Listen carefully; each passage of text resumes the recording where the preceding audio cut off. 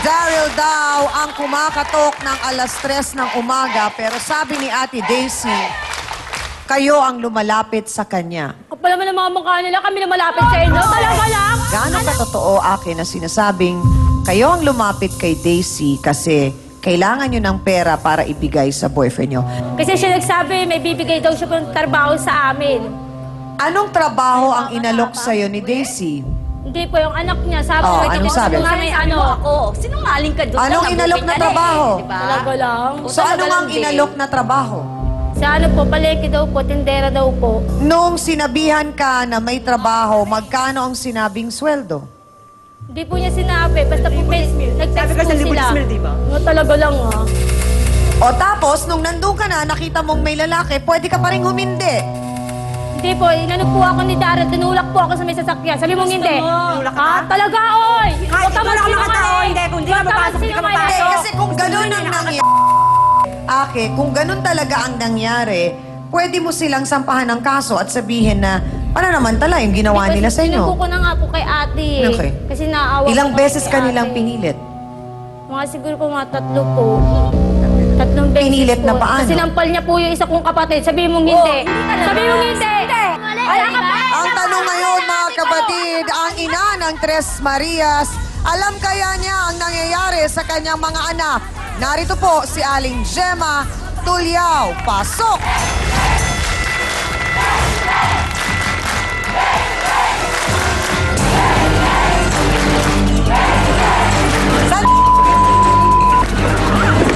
Daisy, bitawan mo!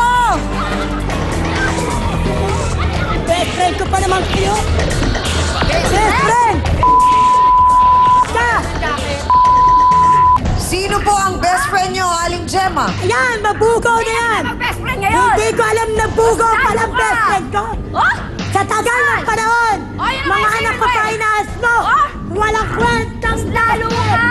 Ang sabi mo, Ha? meron kang hawak na babae. Oh! Ako wala akong alam dahil Oy! alam kong hindi mo Alam mo magagawa yan, sa wala akin. kang nililihim sa'yo. Pero yung pala, Ha? mga anak ko pala ang ginagawa marami mong kang perahan. Pero Pinapatasan Aling mo Gemma, ako. Mas marami ka nililihim. ang tanong ko, Aling Gemma, bakit hindi po ninyo alam ang nangyayari sa inyong Eh, mga paano anak? nakahiga siya sa bahay? Natural, Oh! nag-aalaga ako ng mga anak ko. Wala ka ako. Meron Yung akong nangyayari apo. sa mga anak mo yan. Marami. Ilan Wala po kang ang anak kasunod. ninyo, Aling Gemma? May apo po ako na 5 buwan. Ang Ilan bebo- po ang anak ninyo? 16 po. Pero napalaki po sa 16 po ang anak ninyo. 16 po sila lahat. Pero siyang amin, napalaki ko sila sa malinis na paraan. Okay nga po. Pero hindi ko alam So, na magkalakihan sila. bakit Isa po lang nangyari pala hindi ninyo... ang best friend ko. Ang punto po kasi dito, Aling Gemma, doon po sa lahat ng anak po ninyo na iyon, nakapag-aral naman po ba? Nakapag-aral man, nakapag-tapos sila ng second year Oh. high school. Okay. First year high school. Kasi grade ang 6. ano nga dito, talagang kasi kung ayaw mo naman, hindi naman po pwedeng pilitin ka. Di ba? O nadala ka na lang din kasi nga may malaking kita. Po ako talaga neto eh. Oh. Tinulak ako sa may sasakyan, bigla sinara nung back nung matanda. Sagutin mo yung tanong sa'yo ni Ma'am Ami. lang. So parang ang sinasabi dito, Attorney Acosta, yung naging pagrereto ay lumalabas, masasabi ba natin na parang ang nangyayari ay nananamantala na itong si Ate Daisy at si Daryl sa kahinaan nila? Yung pong pagrereto po ng isang tao upang sa ganon ay yun ay magkaroon ng habitual na sexual intercourse yung tao.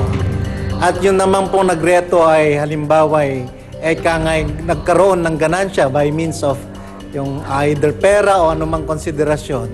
Yan po ay mayroon pong sumasaklaw na batas dyan sa ating revised penal code dyan amin. Yun po yung white slave trade na sinasabi. So yung white slave trade na sinasabi, yun po yung nagbubugaw, in short. Upang sa ganon ay pagkakitaan niya yung business of prostitution.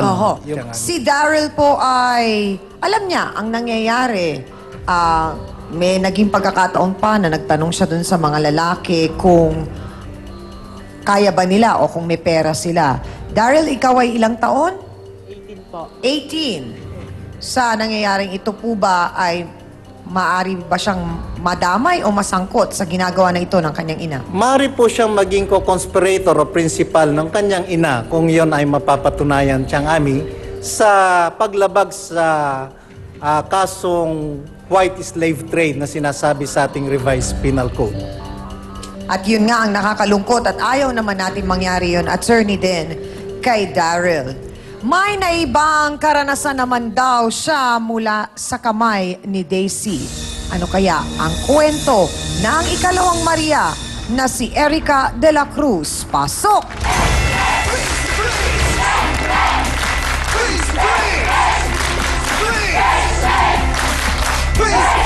Erica, sandali lang.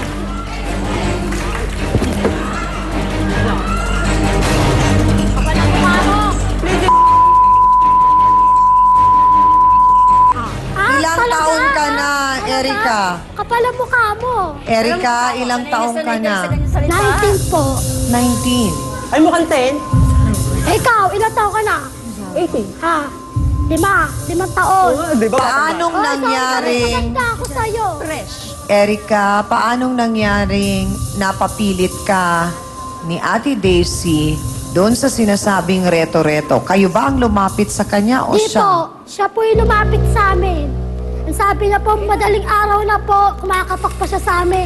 Ang sabi niya, meron daw siya. Nasaan si nanay nung kumakatok? Wala po si mama noon. Wala. Nakahiga nga eh. Nadala ko sa kabila kasi kwarto nila nandun. Okay. Kumakatok sila, tapos, pwede mo naman sabihin hindi. Ayoko, isarado mo ang pinto. Di po kami pumayag noon. Kahit natutulog na po kami, ginigising pa niya po kami para lang magkaroon siya ng pera. So, ang sinasabi mo, hindi kayo ang nagbepresenta, kundi si Ate Daisy talaga. Opo, siya po talaga. Oh, talaga? Talaga? Pero ang tanong lang lahat, paanong nangyaring ang galing naman magkumbinsin itong si Ate Daisy at napapayag ng ganong-ganon ang Tres Marias na ito? Yan ang alamin natin. Abangan ninyo. Magbabalik po ang...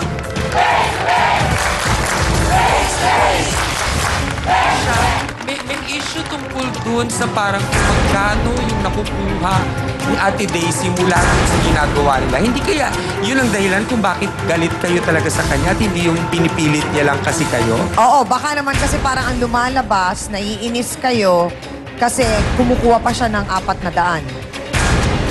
Miss Ami Perez would like to thank the following: Dr. Steve Mark Gann of GAOC Dental Clinic, Salon de Manila, Watercolors Makeup, Gloss Nails, Just Cavelli Eyewear, Dr. Manny and Pai Kalaya.